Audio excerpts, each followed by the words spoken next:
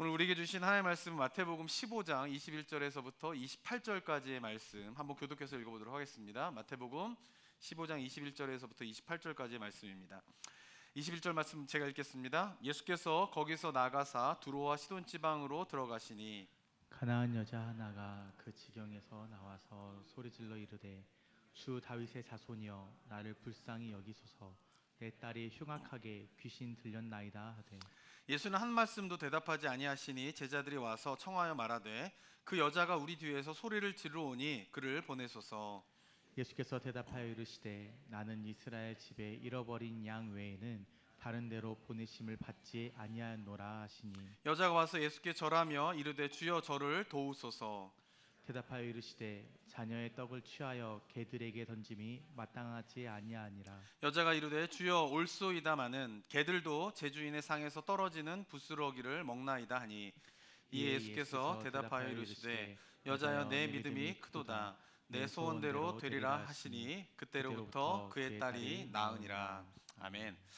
지난주에 저희가 살펴본 본문에서 예수님께서 갈릴리에 계실 때에 예루살렘으로부터 바리새인과 서기관들이 와서 정결 예식과 관련된 논쟁이 이제 벌어지게 되게 됩니다.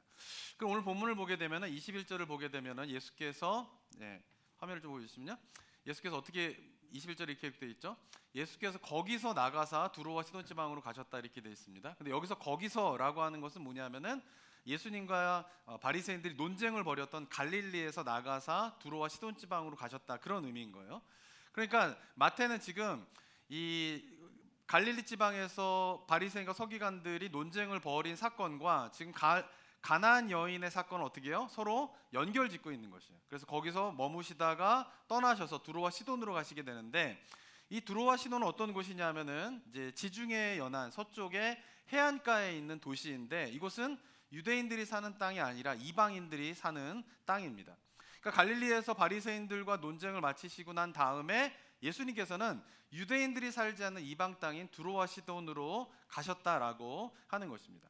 자, 거기서 한 여인이 이제 예수님에게 찾아와서 소리를 지르게 됩니다. 22절에 보면 어떻게 기록되어 있죠? 가나안 여자 하나가 그 지경에 나와서 소리질러 이르되 주 다윗의 자손이여 나를 불쌍히 여기소서 내 딸이 흉악하게 귀신이 들렸나이다 하면서 딸이 귀신 들린 어머니가 예수님께 찾아와서 도움을 이제 청하게 되게 됩니다. 자, 그런데 여기서 보면은 마태복음에서 가나안 여인 이렇게 이 여인을 소개하고 있는데 마가복음에서는 조금 다르게 소개를 하고 있어요. 같은 본문인데 마가복음에서 어떻게 소개하고 있냐면 7장 26절 한번 읽어볼까요? 시작. 그 여자는 헬라인이요 수로보니게 족속이라 자기 딸에게서 귀신 쫓아내 주시기를 간구하거늘. 네, 마태복음에서는 이 여인을 누구라고 소개하고 있냐면 헬라인이면서 수로보니게 족속에 속한 여자다 이렇게 이야기를 하고 있어요. 아마도 이 수로보니게 족속은 두로와 시돈 지방에 있는 어떤 족속의 이름일 것입니다. 자, 그런데 예수님 당시에 이 여인이 속해 있는 족속의 보편적인 명칭은 가나안인이라기보다는 뭐요? 수로보니게 족속이 더 보편적으로 일컫는 이름이었을 것이에요.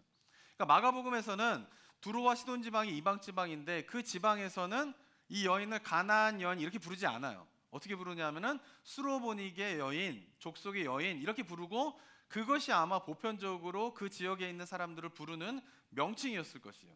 근데 마태는 당시에 보편적으로 부르고 있는 수로보니게 족속이란 말을 사용하지 않고 대신에 가나안 족속이라고 소개하는데 이 가나안이라고 하는 것은 뭐냐면은 구약에서 유대인들이 줄로 부르고 사용했던 언어인 것이에요. 근데 예수님 당시에는 유대인들에게는 이것이 굉장히 익숙한 지명일 수 있지만 그 외에 헬라 문명을 살고 있는 다른 사람들에게는 익숙하지 않는 지명이 가나안이라고는 지명인 것이에요. 그런데 마태는 의도적으로 이 가나안인 여자라고 수로보니게 여자를 일컬으면서 의도적으로 유대인들과 지금 어떻게 해요? 가나안인 여자를 비교하고 있는 것이에요. 왜냐하면 이 가나안 여인이 등장하기 전에는 정결 예식을 통하여서 스스로 정결하다 생각하는 유대인들의 모습이 나오게 되고요. 그리고 이어서 나오는 사건이 뭐냐면은 유대인들이 생각하기에는 정결 예식을 지키지 않기 때문에 유대인들이 생각하기에는 부정하고 더러운 여인인 가나안인 여자가 어떻게 해요? 서로 대조가 되고 있는 것입니다. 이것을 통하여서 이방인과 예수님의 만남을 통하여서 정결 예식을 따르고 있는 그 유대인들이 생각하는 정결함과 예수님께서 생각하시는 참된 정결함의 의미가 무엇인가를 유대인의 모습과 가나안인의 모습을 비교하면서 마태는 이야기를 하고 싶었던 것입니다. 자, 이렇게 유대인의 관점에서 보면 부정하고 더러운 가나안 여인이 예수님에 찾아와서 소리를 지르게 됩니다. 이유가 무엇 때문이죠? 딸이 귀신에 들렸기 때문에 그런 것이에요. 귀신이 들린 딸을 둔 어머니의 모습 얼마나 애처롭습니까? 그래서 예수님께 와서 부르짖는 거예요. 아마도 유대에서 병을 고치고 귀신을 쫓아내시는 분이 예수님이라는 분이 있는데 그분이 지금 어떻게 해요? 두로와 시돈 지방으로 오셨다는 이야기를 여자는 듣자마자 아마 그 예수님을 향하여 막 달려갔을 것이에요. 그런데 너무나 많은 사람들이 모여져 있었기 때문에 그 예수님에게 가까이 다가가지 못하고 있으니까 어떻게 해요? 저 멀리서라도 소리를 지르면서 어떻게 하는 거예요? 나를 좀 봐주세요. 내가 도움이 필요합니다. 예수님 나를 봐주세요. 하는 걸로 소리를 지르면서 예수님에게 나아갔다라고 하는 것입니다. 자, 여태까지 우리가 예수님께서 치유하시는 사건들을 쭉 살펴봤는데 여태까지 예수님의 치유하시는 모습을 우리가 본다라고 하면 이런 상황에 처해 있는 여자가 저 멀리에서 소리를 지른다라고 하면 예수님이 어떻게 반응하실까요?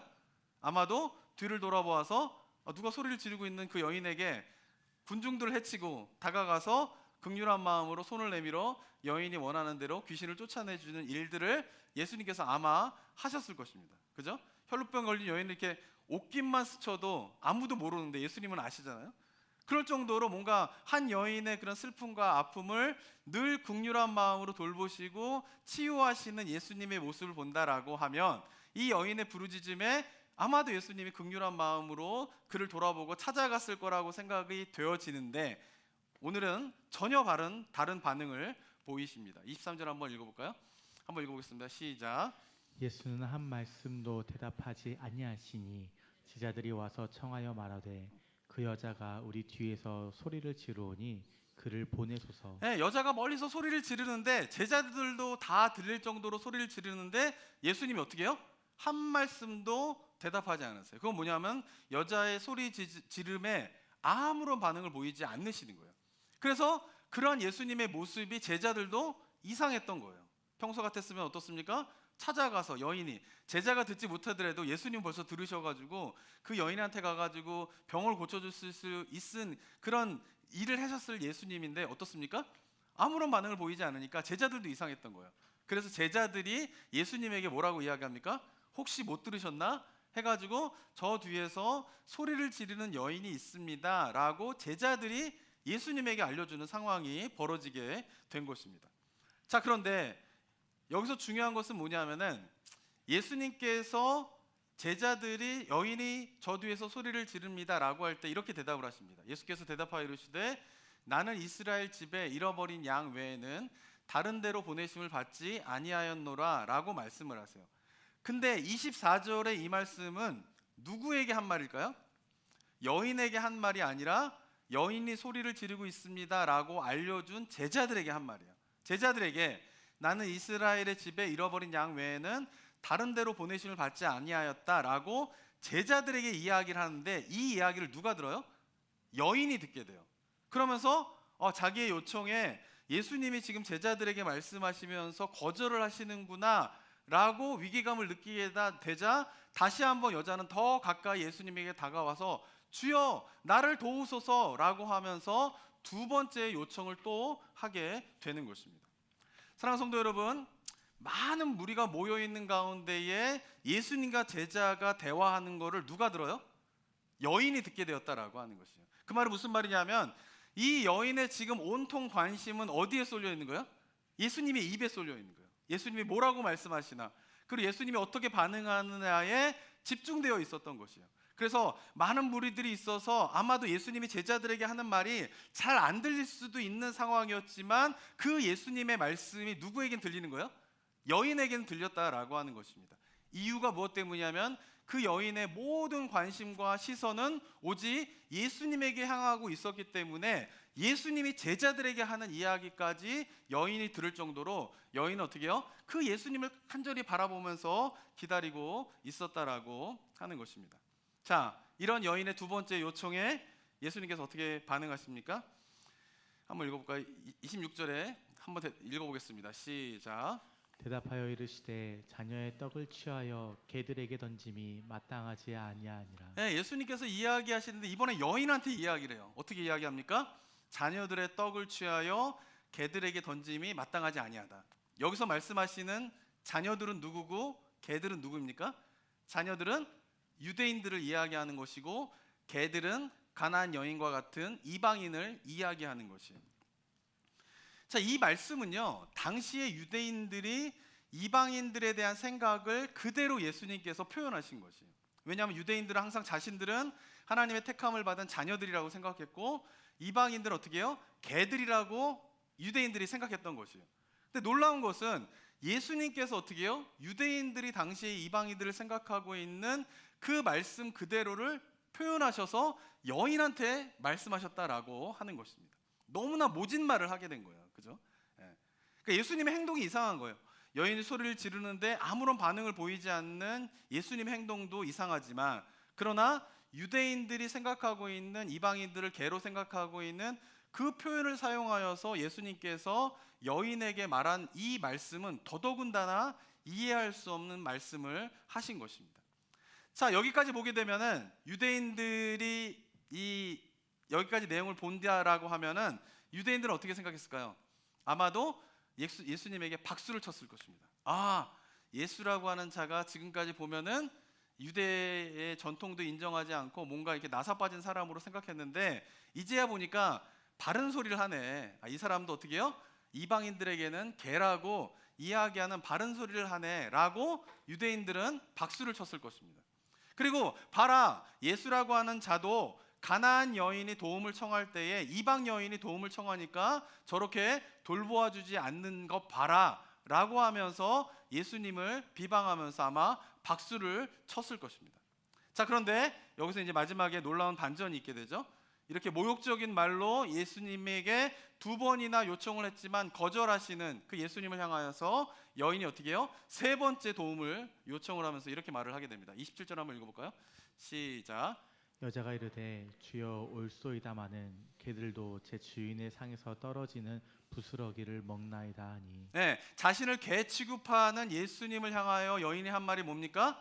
네, 맞습니다. 주인님, 저는 개 맞습니다. 이렇게 이야기를 하고 있는 것이죠. 그렇지만 주인의 식탁에 떨어지는 부스러기들을 개들이 먹지 않습니까? 이 말씀 무슨 말이에요? 예수님께서 부스러기라도 저에게 주신다라고 하면 저는 그것으로 만족하겠습니다 라고 여인이 예수님에게 대답을 한 것입니다. 참으로 놀라운 고백이 아닐 수 없는 것이죠. 이 여인의 말을 들은 예수님께서는 어떻게 해요? 아마 큰 감동을 받으셨을 거예요. 저는 이 말씀을 묵상하면서 지금 계속 이 장면 이전에 어떤 일이 벌어지고 있습니까? 유대인들과 계속 싸우시는 예수님의 그 모습이 그려져요. 기적을 베풀지만 반응하지 않고, 말씀을 전하지만 오히려 찾아와서 막 대적을 하고 있는 그 유대인들과 싸움이 착 있는 가운데에서 이 여인을 만나게 된 거예요. 근데 이 여인이 뭐라 그래요? 예, 주인님, 저는 개 맞습니다. 그러나 주인님이 떨어뜨려주는 그 부스러기만이라도 저에게 주시면 저는 그것으로 만족합니다 라고 말하는 이 여인의 고백이 저는 예수님에게 큰 위로가 됐을 거라고 생각이 들어요. 왜냐하면 예수님은 하나님이시기도 하지만 또 어떻습니까? 인간이시잖아요. 근데 계속 주변에 있는 사람들이 다 자기를 반대하고 거부하고 심지어는 죽이려고 하게 되고 찾아와가지고 어떻게 해요? 항의하고 이런 것들을 계속 겪으시면서 그 마음이 얼마나 상하셨겠어요. 근데 그 마음이 그 상한 가운데에서 이 여인을 만나게 된 거예요. 그리고 이 여인의 고백이 뭐예요? 예수님의 그 상한 마음 가운데 저는 큰 위로가 되는 고백이 되었을 거라고 저는 생각합니다. 사랑하는 성도 여러분, 우리가 예배 때 와서 찬양하는 것이 중요한 이유가 무엇 때문인지 아세요? 그 찬양을 누가 기뻐 받으세요? 하나님이 기뻐 받으세요. 스가랴서에 보게 되면은 하나님이 우리들로 말미암는 기쁨을 이기지 못하신다 그랬어요. 근데 어떨 때에 우리로 말미암는 기쁨을 하나님께서 이기지 못하시냐 하면은 그의 백성이 하나님에게 뭐 할 때? 전심으로 찬양할 때. 찬양은 뭐예요? 고백이잖아요. 하나님은 위대하신 분입니다. 하나님은 어떠한 분이십니다 라고 어떻게 해요? 고백하는 거잖아요. 근데 그 고백을 어떻게 해요? 하나님께서 기뻐하신다라고 하는 것이에요. 저는 이 여인의 고백에 예수님께서 큰 감동을 받으시는 것처럼 저는 우리 성도님들이 매 주일마다 드리는 찬양에 하나님께서 크게 기뻐하시고 감동하신다라고 믿습니다. 우리 성도들 그걸 기억하십니까? 예배 때 기도하는 것도 그래서 중요한 거예요. 기도할 때 뭐요? 내가 하나님에 대해서 하나님은 어떤 분이십니다. 하나님은 이러한 일을 행하셨습니다. 라고 이야기하는 그 고백이 누구를 기쁘게 해요? 하나님을 기쁘게 하는 것이에요. 그래서 우리 성도님들이 예배에 오셨을 때 찬양할 때 그냥 노래를 막 부르는 게 아니라 마음속에 상상을 하셔야 돼요. 영적인 상상을 하셔야 돼요. 그건 뭐냐면은 하나님이 내가 이 찬양을 드릴 때에 이 찬양을 하나님께서 얼마나 기뻐하시는가, 그리고 내가 기도하는 가운데에서 내 간구의 기도뿐만 아니라 하나님께 감사의 고백을 드리게 되고 나에게 하나님은 이런 분이십니다 라고 고백을 하는 그 기도 가운데에서 하나님이 얼마나 그것을 기쁘게 들으시는가를 우리가 생각하면서 기도하고 찬양하시기를 바랍니다. 그래서 그리스도인들은 뭐예요? 찬양하고 기도하는 것을 멈출 수가 없는 거예요. 왜냐하면 찬양하고 기도하는 것을 누가 기뻐하세요? 하늘에 계신 우리 아버지가 기뻐하시기 때문에 그 아버지를 기쁘게 하기 위하여서 우리가 어떻게 해요? 하나님 앞에 찬양하고 기도하는 것을 멈출 수가 없는 것입니다. 저는 바라기는 예수님의 생애 가운데에서 저는 이 장면이 예수님에게 너무나 큰 위로가 되는 여인의 고백이었다라고 생각이 드는데, 바라기는 우리 성도님들의 그 고백이 정말 이 여인이 예수님의 마음을 기쁘게 한 것처럼 우리들의 고백이 하나님의 마음을 기쁘게 하는 은혜가 우리 성도님들의 삶 가운데 있게 되기를 주님의 이름으로 축원합니다. 이런 놀라운 고백을 이제 듣고 난 다음에 예수님께서 이 여인에게 어떻게 말씀하십니까? 28절 한번 볼까요? 읽어보겠습니다. 시작. 이에 예수께서 대답하여 이르시되 여자여 내 믿음이 크도다. 내 소원대로 되리라 하시니 그때로부터 그의 딸이 나으니라. 네, 예수님이 여인의 말을 듣고 뭐라고 이야기합니까? 여자여. 이 여자여라고 하는 말은요 극존칭이에요. 극존칭. 예수님께서 여자여라고 말한 또 하나의 대상이 있었죠. 누구죠? 마리아죠. 마리아를 향하여서 여자여. 이게 건방진 말이 아니거든요. 엄마한테 여자여. 이게 얼마나 우리나라 건방진 말인데 이게 아니라 어머니를 어떻게 하는 거예요? 극존칭하는 말이 여자여 이렇게 되는 거예요. 근데 좀 전만 해도 여인을 향하여서 개 취급을 하던 예수님께서 여인의 고백을 듣자마자 바로 여인에 대해서 어떻게 이야기합니까? 여자여 라고 하면서 존중을 하시면서 뭐를 칭찬하세요? 그 여인의 믿음을 칭찬하고 있는 것입니다. 자, 여기서 한번 주목해야 할 것이 있는데 그것은 뭐냐면 이 마태복음 15장에 있는 가나안 여인의 이야기가 마가복음에도 똑같이 나오게 되는데 그 마가복음에서는 이 여인에 대한 예수님의 말씀이 조금 다른 것을 보게 됩니다. 마가복음 7장 29절 한번 읽어볼까요? 시작. 예수께서 이르시되 이 말을 하였으니 돌아가라. 귀신이 내 딸에게서 나갔느니라 하시매. 네, 마가복음과 마태복음을 비교해 보면 마가복음에는 없는 말을 어떻게 해요? 마태는 추가해서 설명을 하고 있죠. 뭐에 대한 이야기죠? 여인의 믿음에 대한 이야기를 하신 것을 마태는 더 추가해서 이야기를 하고 있습니다. 자, 이유가 무엇 때문이냐면은 마태는 유대인들과 전결 예식에 대한 논쟁과 이 가나안 여인의 이야기를 연결시켜 주고 있다라고 말씀을 드렸습니다. 그러면서 이 유대인들이 가지고 있는 믿음과 그들이 비난하는 가나안 여인의 믿음을 어떻게 하고 있는 거예요? 비교하고 있는 것이에요. 그러면서 정말 참된 믿음이 무엇인가를 이 두 부류의 사람들이 갖고 있는 믿음을 비교하면서 이야기를 하고 있는 것입니다. 유대인들과 가나안 여인들 모두에게 예수님께서 나타나셨습니다. 그런데 유대인들은 자신의 눈앞에 나타난 예수님을 구약에 예언된 메시아로 믿지 않았어요. 그런데 이 여인은 자신의 눈앞에 나타난 예수님을 어떻게 믿었어요? 구약에 예언된 메시아로 믿었다라고 하는 것이에요. 우리가 이 여인이 예수님에게 찾아와서 병을 고쳐달라고 요청을 한 것을 단순히 예수라고 하는 사람이 병 고치는 능력을 가지고 있다라고 하는 사람들의 소문만 듣고 그 예수님에게 이 여인이 찾아왔다라고 생각하면은 오산이에요. 왜냐하면은 만약 여인이 단순히 예수님이 병을 고치시는 능력을 가지시는 분으로만 생각하여서 예수님에게 찾아왔다라고 하면 아마도 예수님께서 이렇게 모욕적인 말로 여자를 몰아붙이게 되었을 때에 그 여인은 예수님에게 매달리지 않고 이내 돌아갔을 것이에요. 그런데 여인이 예수님께서 끊임없이 반응하지 않으시고 무시하고 모욕적인 말을 함에도 불구하고 그걸 어쩌면 이방인들의 가장 듣기 싫은 말이죠. 유대인들이 자기를 개 취급한다. 이방인들도 다 알고 있었던 거예요. 근데 자기가 믿고 따르고 자기의 딸의 병을 고쳐줄 거라고 생각했던 예수님도 그 이방 유대인들과 같이 똑같이 자신들을 개 취급한다라고 하는 소리를 듣게 되는 순간, 만약에 단순히 예수님이 병을 고쳐줄 수 있는 능력이 있는 분이다라고만 생각을 했다라고 하면 그 모욕적인 말을 듣는 순간 바로 예수님을 떠나버렸을 것이에요. 근데 이 여인은 그 모욕적인 말을 들음에도 불구하고 끝까지 예수님에게 매달려서 병을 고쳐달라라고 매달릴 수 있었던 이유는 뭐냐면, 이 여인은 바로 이 예수라고 하는 분이 유대인들이 갖고 있는 경전에 유대의 구약에 예언된 메시아임을 여인이 확신했기 때문에 그렇다라고 하는 것입니다. 이방인임에도 불구하고. 그 증거가 여인의 말 속에 있습니다. 22절 한번 볼까요? 22절에 보면 가나안 여자 하나가 그 지경에 나와 소리를 지르어 이르되, 처음으로 예수님에게 도움을 청할 때 예수님을 뭐라고 이야기합니까? 주 다윗의 자손이요. 주와 다윗의 자손, 이 두 가지는 우리는 익숙하게 듣는 단어이기 때문에 별로 감흥이 없지만, 이 예수님 당시에 주라고 하는 것과 다윗의 자손이요 라고 하는 이 두 단어는 아무나 할 수 있는 말이 아니에요. 아무한테나 하는 말이 아닌 것이에요. 왜냐하면 다윗의 자손이요 라고 이 여인이 예수님을 향하여 고백했다라고 하는 것은 뭐냐면, 분명 이 여인은 이방인임에도 불구하고 유대인들이 갖고 있는 경전인 구약에 예언된 메시아가 누군지를 알았다라고 하는 것이에요. 그 사실을 알지 못하면은 이 여인은 예수님을 향하여 다윗의 자손이요 라고 말할 수 없는 거예요. 또한 주라고 말할 수 없는 거예요. 이 고백을 했다라고 하는 것은 뭐냐면, 이 여인이 단순히 유대 지방에 병을 잘 고치는 능력이 있는 예수라고 하는 사람이 있어, 그 사실을 믿었던 것이 아니라, 이 예수라고 하는 분은 바로 구약에 예언된 하나님의 말씀에 예언된 메시아임을 여인이 믿었다라고 하는 것을 보여주는 중요한 고백인 것입니다.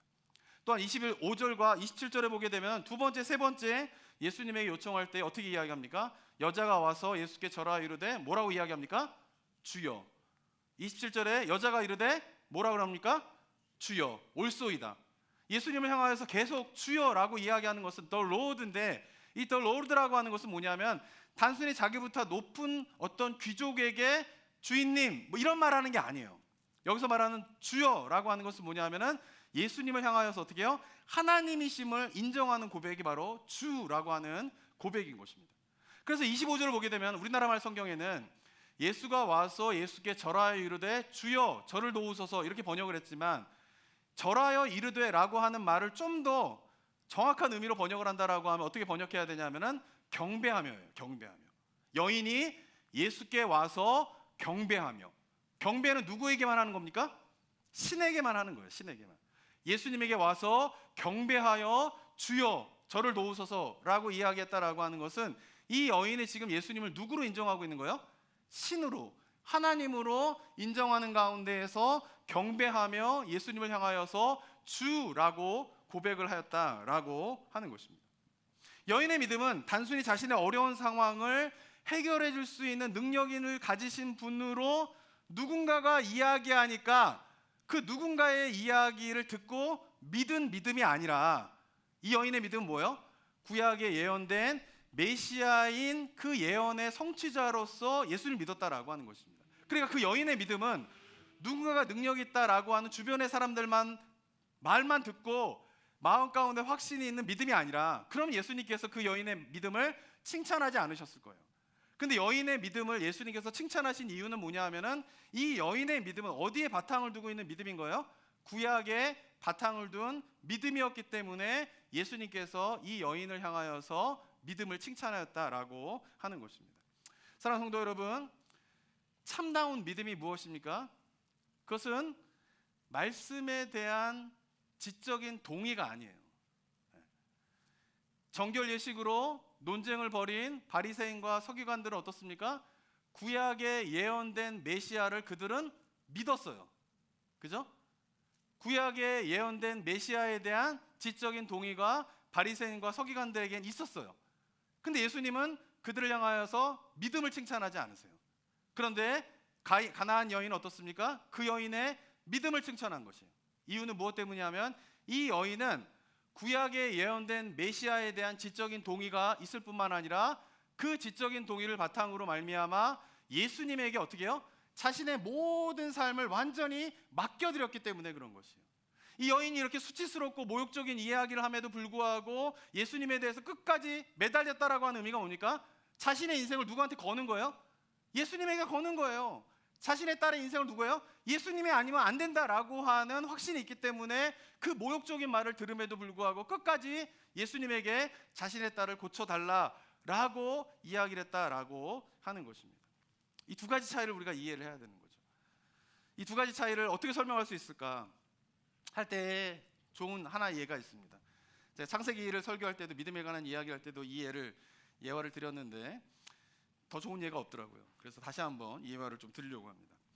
이 동부에 가게 되면 나야가라라고 하는 폭포가 있는데 그 나야가라 폭포에 가게 되면은 사진 한 장이 있습니다. 찰스 브론딘이라고 하는 사람인데 이 찰스 브론딘이라고 하는 사람이 1856년에 나야가라 폭포를 끝에서 끝까지 연결해서 나야가라 폭포를 가신 분은 아시겠지만 이 끝에서 연결하면 어마어마한 넓이에요, 넓이. 거기를 연결해서 외줄타기로 건넌 사람이에요. 근데 찰스 브론딘이라고 하는 사람은 이 미국에서 이 외줄타기로 나야가라 폭포를 건너기 전부터 프랑스 사람인데 프랑스에서 원래 유명한 사람이에요. 유럽에서 굉장히 명성을 떨친 사람이에요. 외줄타기로. 그 위에서 막 자전거도 타고 뭐 외줄타기로 걷기도 하고 막 이러면서 이 사람은 이미 유럽에서 만약에 이 사람이 공연을 한다 그러면 막 사람들이 구름대 같이 모일 정도로 유명한 사람이었습니다. 그때 당시에 뭐 텔레비전이 있습니까? 뭐 인터넷이 있습니까? 이런 거 하나 열린다라고 하면 사람들이 구름대 같이 몰렸겠죠. 근데 이 사람이 미국에 와서 나야가라 폭포를 외줄타기로 건넌다라고 하는 소식이 전해지게 됩니다. 이 날짜가 1859년 6월 30일이었는데 이 공연을 보기 위해서 사람들이 5천 명이 모이게 돼요. 나야가라 폭포에 5천 명이 모여가지고 이 사람이 정말 나야가라 폭포를 외줄타기로 건너는가 안 건너는가를 이제 보게 됩니다. 이미 명성이 있었기 때문에 이 사람은 사람들이 이렇게 모이게 된 것이에요. 근데 이 사람이 외줄타기를 시작하기에 앞서서 사람들에게 묻습니다. 여러분들은 제가 이 외줄타기로 나야가라를 건넌다라고 하는 것을 성공할 것을 믿으십니까? 하니까 이 사람이 명성이 있는 사람이었지만 실제로 이 나야가라 폭포를 외줄타기로 건넌다라고 하는 것은 반신반의했던 것이에요. 그래서 일부 사람들은 이 명성을 알고 있으니까 예 건널 수 있습니다라고 이야기하는 반면 많은 사람들은 그냥 고개를 갸우뚱거리면서 자신이 성공할 수 있을 것을 믿냐라고 하는 브론딘의 말에 별 반응을 하지 않았습니다. 자, 그런 가운데에 외줄타기로 나야가라 폭포를 건너기 시작합니다. 아슬아슬한 고비가 몇 번에 있었지만 이 찰스 브론딘은 어떻게 해요? 외줄타기를 성공적으로 하게 됩니다. 그거를 5천 명의 사람들이 지켜보게 된 거예요. 사람들은 어떻게 했을까요? 환호를 지르기 시작합니다. 와, 막 이러면서. 그리고 두 번째로 질문을 하게 됩니다. 여러분들, 제가 다시 한번 이 나야가라 폭포를 건너려고 하는데 이 나야가라 폭포를 건널 수 있을 것을 여러분들 믿으십니까? 사람들이 어떻게 했을까요? 처음에는 보지 못했기 때문에, 명성은 들었지만 보지 못했기 때문에 반신반의했던 사람들도 실제로 자기 눈으로 나야가라 폭포를 외줄타기로 건너는 사람의 모습을 찰스 브론딘이 한 것을 직접 봤기 때문에 찰스 브론딘이 다시 한번 이거를 건널 때에 이것을 건널 것을 성공할 것을 믿습니까? 라고 했을 때 사람들이 어떻게 했을까요? 환호를 질렀어요. 네, 믿을 수 있습니다. 왜? 자기가 직접 봤잖아요. 이 사람이 그런 능력을 가지고 있다라고 하는 것을 직접 봤잖아요. 그래서 사람들이 다 환호를 하면서 한 번 더 건널 것을 이제 막 요청합니다. 뭐 공연에서 앵콜 뭐 이런 것처럼 사람들이 막 환호를 하기 시작합니다. 자, 그런데 그때에 이 찰스 브론딘이 한 번 더 물어보게 됩니다. 자, 그렇다면은 제가 이것을 성공적으로 건널 것을 여러분이 믿는다라고 하면 제 등에 업혀서 저와 함께 이 외줄을 건너실 분이 있으십니까? 환호하던 사람들이 어떻게 됐을까요? 다 조용해졌어요. 이 사람이 분명히 눈으로 봤잖아요. 외줄타기로 건넜다는 걸 봤잖아요. 그러니까 다시 한번 건널 것을 그런 능력이 있는 사람으로 믿느냐라고 했을 때 사람들은 다 환호했어요. 믿는다라고 해서. 그런데 내 등에 업혀서 나와 함께 이 외줄타기를 건너실 사람이 있습니까? 라고 했을 때에 다 조용합니다. 근데 그 중에 한 사람이 손을 들어서 이야기합니다. 내가 당신의 등에 업혀서 함께 이 외줄타기로 나야가라 폭포를 건너겠습니다. 그 사람이 누구냐면은 해리 콜코드라고 하는 사람이에요. 이 해리 콜코드라고 하는 사람이 지금 찰스 브론딘 등에 업혀서 나야가라 폭포를 외줄타기로 건너게 됩니다.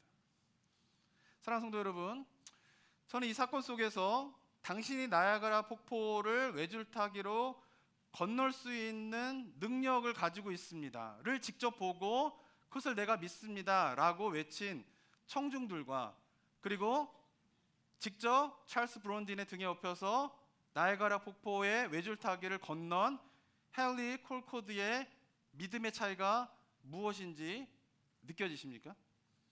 둘 다 똑같이 당신이 건널 것을 믿는다라고 지적인 동의가 있었지만 다른 것은 무엇입니까?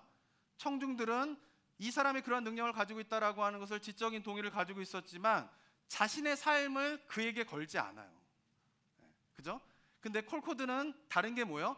이 사람이 그것을 건널 거라고 하는 지적인 동의가 있음과 동시에 자신의 삶을 이 사람한테 뭐 한 거예요?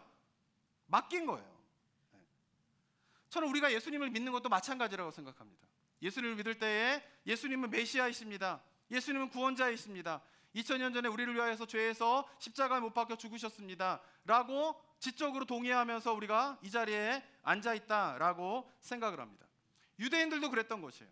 예수님께 하나님께서 메시아를 보내줄 걸 믿습니다. 메시아가 오게 되면 새로운 하나님의 나라가 열릴 것을 믿습니다. 그 메시아가 오기를 내가 기다리고 소망합니다 라고 늘 지적인 동의로 외치던 사람인데, 정작 예수 그리스도가 그들의 눈앞에 나타나게 되었을 때에 그 예수님을 어떻게 해요? 믿지 않는 거예요. 자신의 인생을 거기다 걸지 않는 거예요.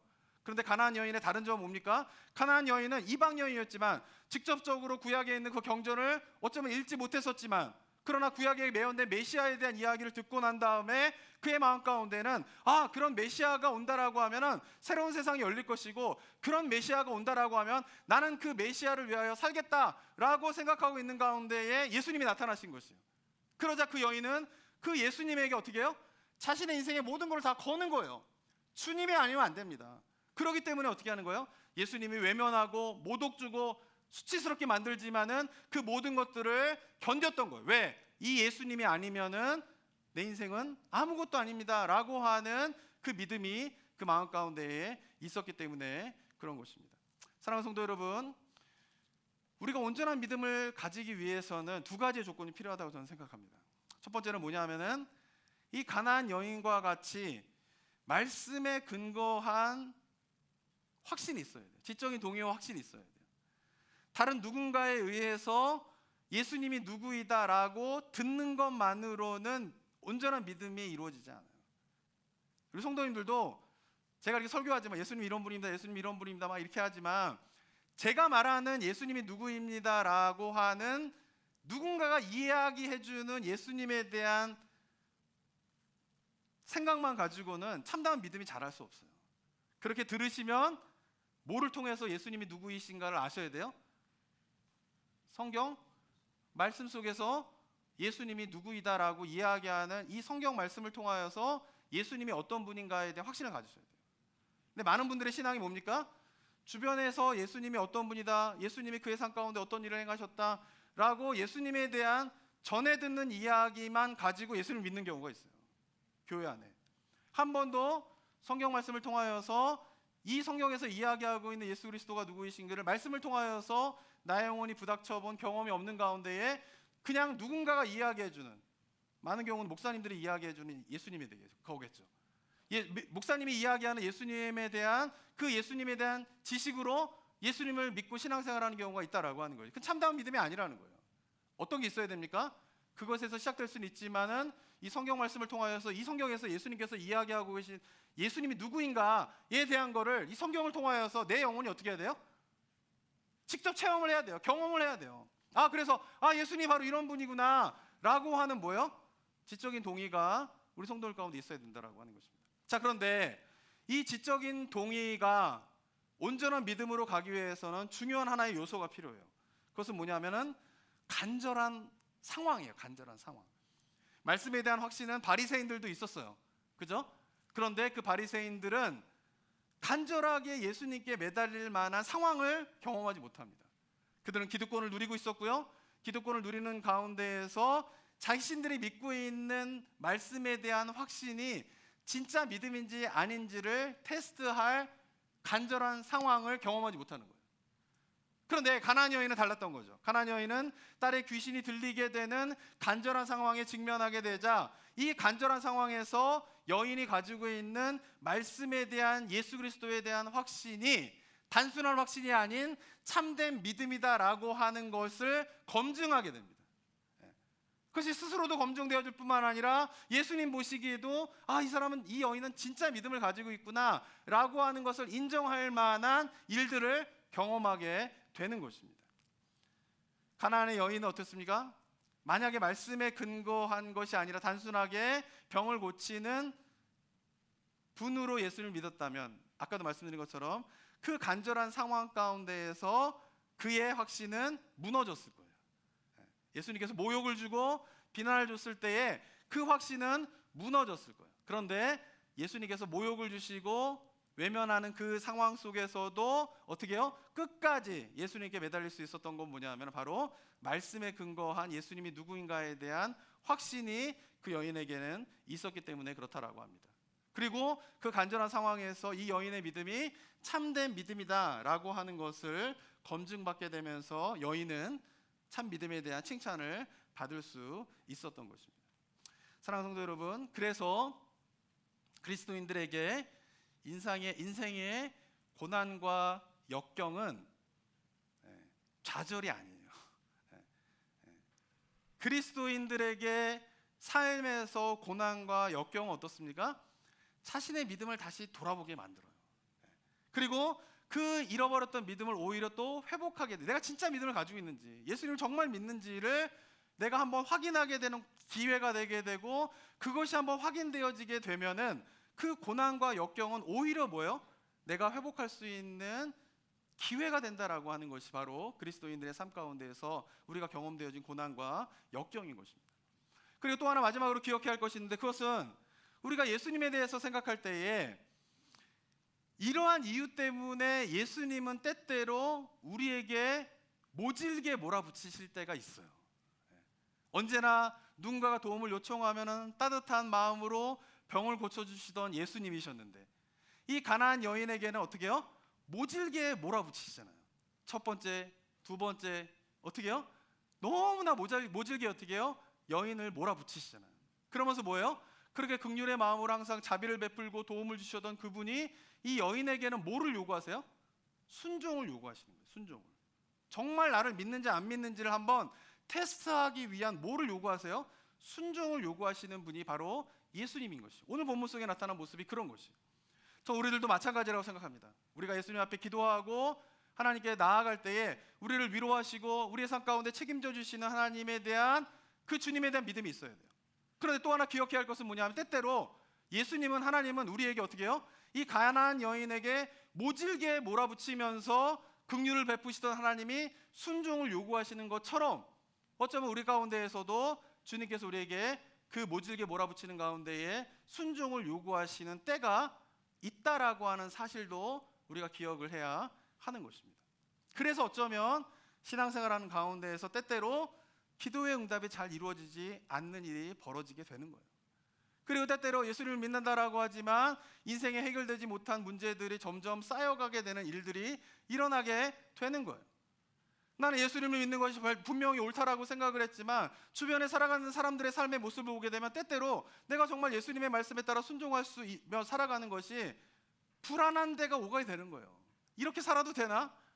이렇게 사는 것이 과연 내 미래 가운데에서 어떤 일이 벌어질 것인가에 대한 두려움과 염려 가운데에서 이렇게 살아가는 것이 맞는가에 대한 마음 가운데 근심이 찾아오게 되는 때가 있게 되는 거예요.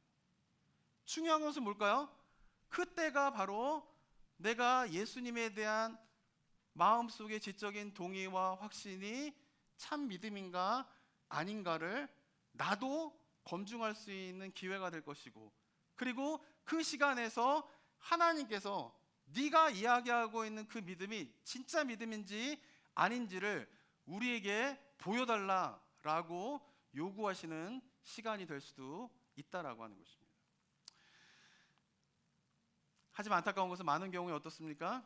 예수님을 잘 믿는다고 하면서 이렇게 예수님께서 거칠게 몰아붙이시면서 순종을 요구할 때에 예수님은 늘 위로와 격려와 이런 것만을 주시는 분으로 기대했던 분들은 가나안 여인처럼 끝까지 예수님께 매달리지 못하고 그냥 포기하게 되는 일들이 일어나게 된다라고 하는 것입니다.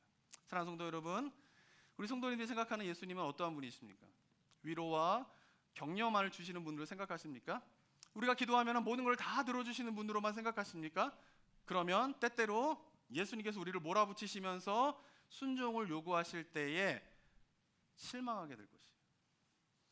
사랑하는 저와 여러분들이 예수님이 그저 나의 필요를 채워주시는 능력 있는 분으로 믿는 것이 아니라 예수님을 내 삶의 주인으로 인정하면서 나이아가라 폭포 위에서 브론딘의 등에 업혀서 나이아가라 폭포를 갔던 콜코도와 같은 모습으로 우리도 예수님의 등에 내 삶을 완전히 맡겨드림으로, 그것이 나이아가라 폭포의 외줄과 같은 위험한 상황일지 할지라도 예수님 등에 나의 삶을 완전히 맡겨서 그분과 함께 그 위를 걸어갈 수 있는 참된 믿음의 모습이 저 여러분들의 모습이 되시기를 주님의 이름으로 축원합니다. 그럴 때에 우리가 어디를 가든지 간에 주님이 나와 함께 하시며 주님이 나와 동행하시고 그 주님한테 나의 삶을 완전히 맡겨드리게 되는 것이 얼마나 축복된 삶인가를 우리가 경험하게 되면서 이 땅 가운데에서 구원받은 자가 누려야 할 하늘의 큰 복들을 맛보며 살아가게 될 줄을 믿습니다.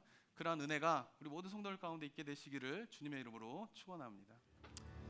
사랑과 은혜가 충만하신 하나님 아버지, 가나안 여인의 믿음을 우리에게 말씀하시는 이 성경 말씀 앞에 우리의 삶을 돌아보는 저희 모두가 되기를 원합니다.